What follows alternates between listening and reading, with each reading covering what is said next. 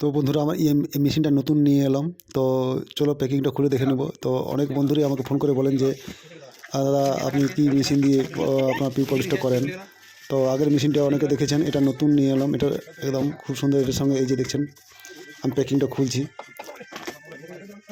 তো এই যে মেশিনটা খুব ছোট্ট, বেশি বড় নয়। এটা বাইরে ক্যারি করতে, মোটরসাইকেলে ক্যারি করতে খুব সুন্দর বা সুবিধা হয়। এই জন্য ছোটো মতো নিয়েছি, বাইরেও যেতে পারি। কেপিটি কোম্পানির সাউন্ডলেস, এই যে দেখছেন সাউন্ড খুব কম সাউন্ড।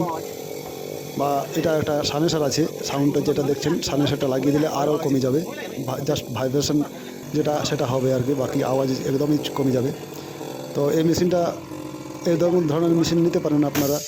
তো এরকম মেশিন দিয়ে আমি কিন্তু কাজও করি।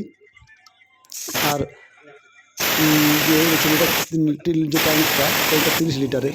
তো এইসব ট্যাঙ্ক দিয়ে আমি কাজ করি। এই যে দেখছেন পালিশটা, এই পালিশগুলা সবই কিন্তু এভাবে করি। তো চলো।